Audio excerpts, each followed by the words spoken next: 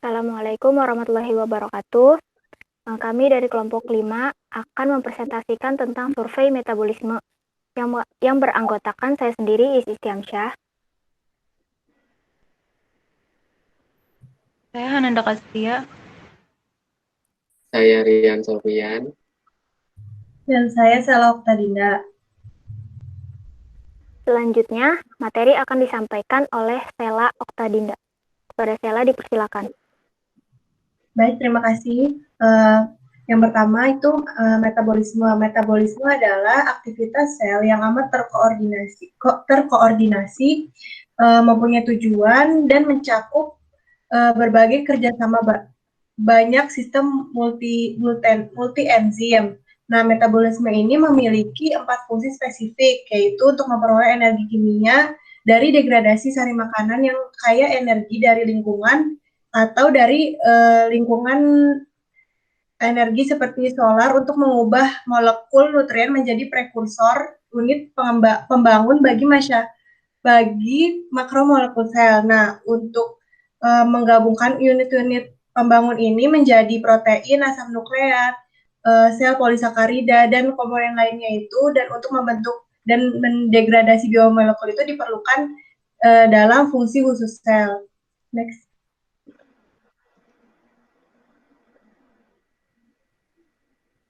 Nah, yang pertama itu ada organisasi hidup berpartisipasi dalam daur karbon dan oksigen. Nah, organisme hidup ini dapat dibagi menjadi 2 golongan utama menurut bentuk energi kimia karbon yang diperlukan dari lingkungannya, yaitu sel autotrof yang dapat mempergunakan karbon dioksida dari atmosfer, dan sel heterotrof yang tidak dapat menggunakan karbon dioksida dan harus memperoleh karbon dari lingkungannya. Nah, di dalam biosfer, autotrof dan heterotrof ini hidup bersama-sama di dalam daur yang luas dan saling bergantung. Nah, organisme autotrof ini mempergunakan CO2 di atmosfer untuk membangun biomolekul organiknya, dan beberapa di antaranya itu menghasilkan oksigen.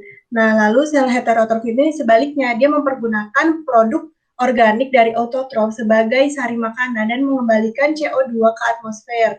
Nah, jadi karbon dan oksigen secara berkesinambungan saling bertukar di antara dunia hewan dan tanaman. Nah, energi solar ini yang pada akhirnya memberikan daya pendorong bagi proses-proses yang amat intensif. Nah, next. Nah, selanjutnya ini ada siklus nitrogen di atmosfer. Nah, tumbuhan pada umumnya mampu menggunakan amonia atau senyawa nitrat terlarut sebagai satu-satunya sumber nitrogen. Relatif hanya sedikit organisme yang mampu mempergunakan atau melakukan fiksasi gas nitrogen yang menyusun sampai 80% atmosfer kita. Nah, karena kerak bumi mengandung hanya sedikit nitrogen anorganik dalam bentuk garam-garam terlarut, nah semua organisme hidup ini pada akhirnya bergantung pada nitrogen atmosfer dan organisme yang melakukan fiksasi nitrogen. Selanjutnya.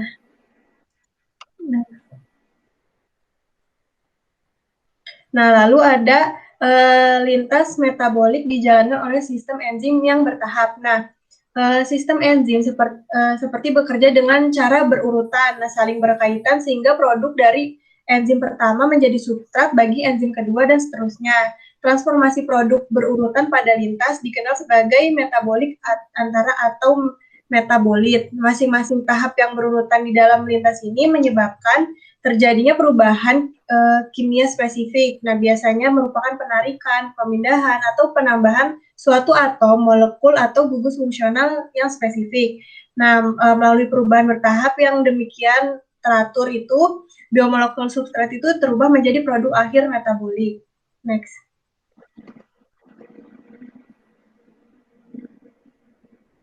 Nah, kemudian ada lintas katabolik dan lintas anabolik. Nah, lintas katabolik ini merupakan lintas penguraian.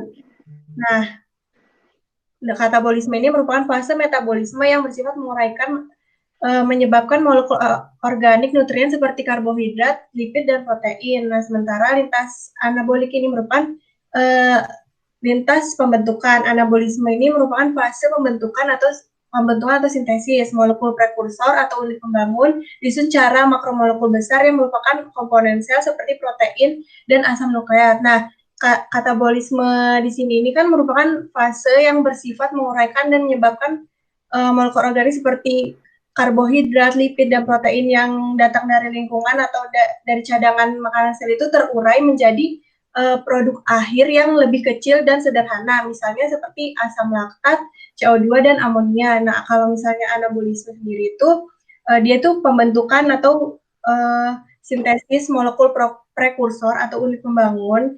Jadi disusun menjadi makromolekul besar yang merupakan komponen sel seperti protein dan asam nukleat. Nah, molekul bahan makan utama untuk semua organisme itu adalah karbohidrat, lipid, dan protein.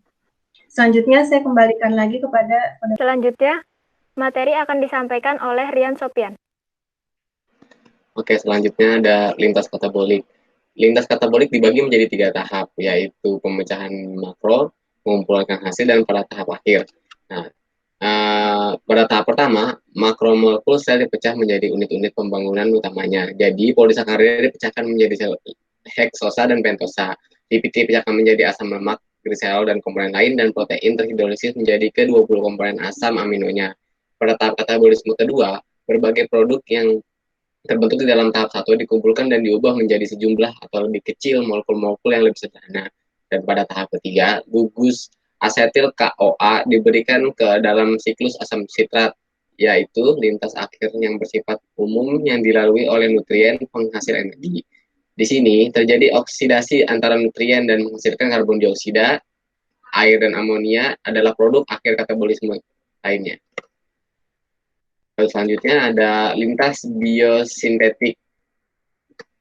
Lintas biosintetik juga terdapat 3 cara, yaitu anabolisme atau katabolisme juga berlangsung.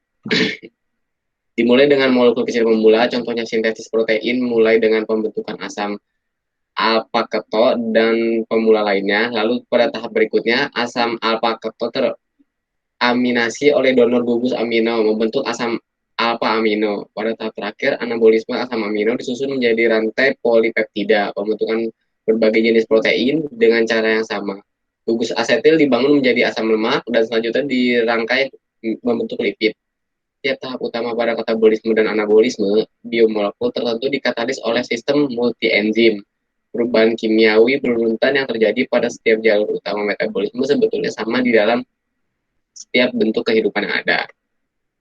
Nah, selanjutnya itu ada perbedaan penting di antara lintas katabolisme dan anabolik yang berhubungan. Lintas katabolik dan lintas anabolik yang berhubungan tetapi dengan arah yang berlawanan di antara senyawa pemula tertentu dan produk tertentu biasanya bersifat tidak identik.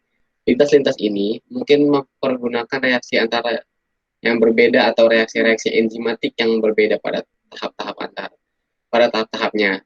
Mungkin kelihatan suatu pemborosan akan adanya dua lintas metabolik di antara dua titik tertentu, satu bagi katabolisme dan satu lagi bagi anabolisme. Tetapi terdapat alasan-alasan penting mengapa jalur katabolisme dan anabolisme yang bersangkutan ini berbeda. Walaupun lintas katabolisme dan anabolisme yang berkaitan tidak sama, tahap ketiga katabolisme yang terdiri dari siklus asam sitrat dan beberapa enzim membantu bekerja sebagai daerah pertemuan utama yang dapat dijangkau oleh kedua jalur katabolik dan anabolik. Hal ini kadang-kadang disebut tahap amfibolik dari metabolisme. Tahap ketiga dipergunakan secara katabolik untuk melengkapi degradasi molekul kecil yang diturunkan dari tahap kedua katabolisme. Tetapi tahap ini juga dipergunakan secara anabolik untuk menjadikan molekul-molekul kecil ini sebagai pemula bagi biosintesis asam amino, asam lemak, dan karbohidrat. Oke, selanjutnya dikembalikan kepada moderator. Baik, materi selanjutnya. Next.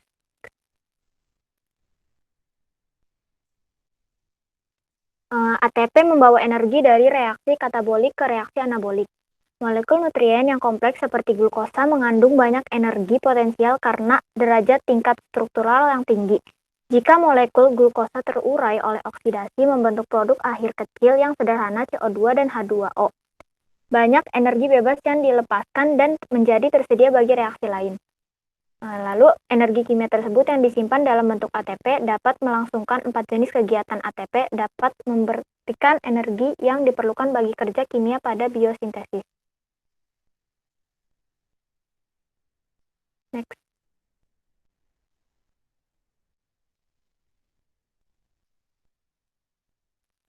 Selanjutnya ada NADPH membawa energi dalam bentuk tenaga produksi.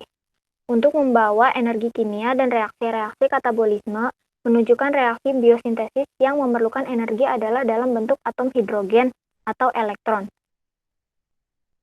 Pembentukan glukosa dari karbon dioksida selama fotosintesis atau pada pembentukan asam lemak dari asetat dalam hati hewan. Tenaga produksi dalam bentuk atom hidrogen diperlukan bagi reaksi ikatan ganda menjadi ikatan tunggal. Supaya menjadi efektif sebagai senyawa produksi atom hidrogen harus memiliki energi bebas. Next. Selanjutnya ada metabolisme sel merupakan proses ekonomis yang diatur ketat. Metabolisme sel agaknya beroperasi menurut prinsip-prinsip ekonomi maksimum.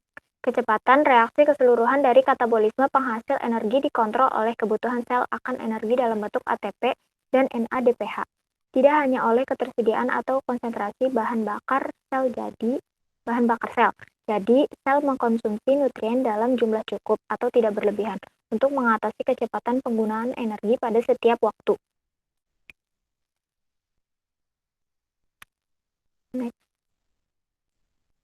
Nah, lintas metabolik diatur pada 3 tahap. Yang pertama, bentuk regulasi yang pertama dan paling cepat memberikan respon adalah melalui kerja enzim allosterik yang mampu mengubah aktivitas katalitiknya sebagai respon terhadap molekul efektor, pemberi rangsangan atau penghambat.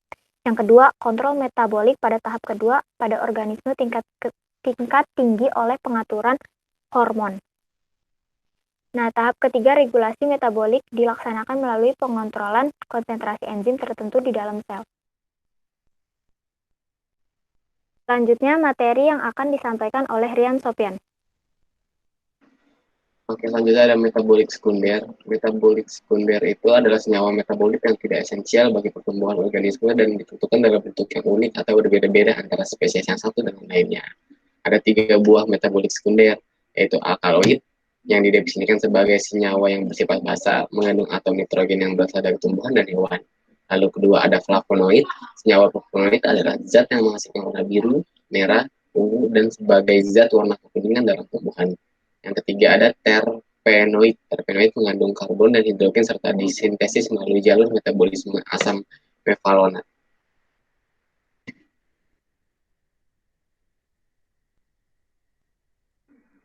Baik, selanjutnya materi yang akan disampaikan oleh Hananda.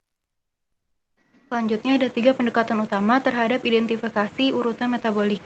Cara pertama dan yang paling langsung adalah mempelajari lintas in vitro atau bahasa Latin yang artinya di dalam gelas, yaitu di dalam tabung reaksi.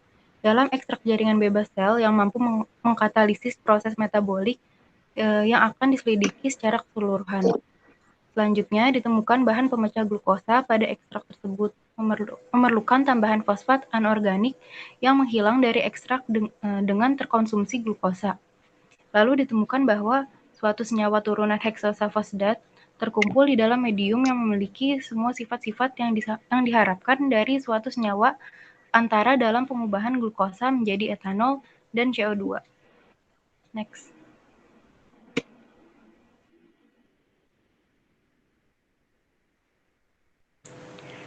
Selanjutnya ada mutan organisme yang membantu identifikasi tahap-tahap antara di dalam metabolisme. Pendekatan penting lainnya untuk menerangkan lontas metabolik adalah penyelidikan mutasi genetik dari organisme yang kandungan salah satu enzimnya tidak dapat disintesis dalam bentuk aktif.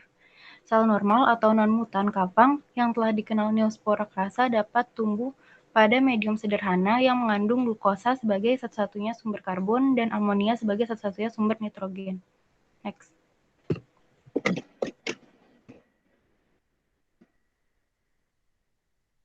Selanjutnya ada pelacak isotop yang memberikan metode ampuh bagi penyelidikan metabolisme. Dengan menggunakan suatu isotop unsur tertentu, isotop radioaktif 14C seringkali dipergunakan untuk mencirikan atom karbon tertentu pada molekul organik. Molekul berciri 14C tersebut tidak dapat dibedakan secara kimia dari molekul normal yang tidak berciri, tapi dapat dengan mudah dideteksi dan diukur melalui sifat radioaktivitasnya. Metode pelacakan isotop dapat juga dipergunakan untuk menentukan kecepatan proses metabolik di dalam organisme utuh.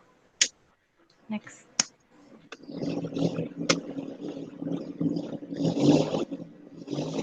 Selanjutnya ada lintas metabolisme dipisah-pisahkan di dalam sel. Ada dua kelas utama dari sel, prokariotik dan eukariotik, yang amat berbeda pada ukuran, struktur internal, dan susunan genetik serta metaboliknya.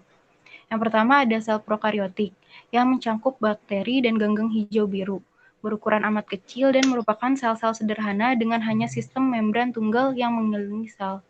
Selanjutnya ada sel eukariotik, yang mencangkup hewan dan tumbuhan tingkat tinggi selain jamur, protozoa, dan ganggang tingkat tinggi, berukuran lebih jauh besar dan lebih kompleks dibandingkan dengan sel prokariotik.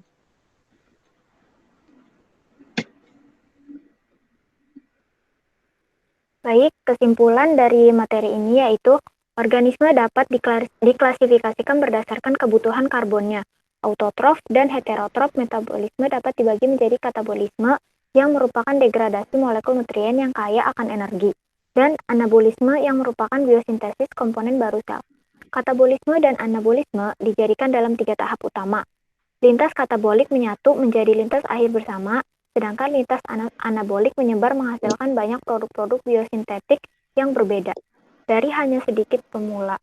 Metabolisme diatur oleh enzim allosterik, pengontrolan hormon, dan oleh pengaturan sintesis enzim. Pada sel eukariotik, enzim-enzim yang mengkatalisi berbagai lintas metabolisme dipisah-pisahkan di dalam organel-organel yang berbeda, seperti inti sel, mitokondria, dan retikulum endoplasmik, yang dapat diisolasi untuk penelitian langsung. Baik, sekian dulu presentasi dari kelompok 5, kurang lebihnya mohon maaf. Wassalamualaikum warahmatullahi wabarakatuh. Waalaikumsalam.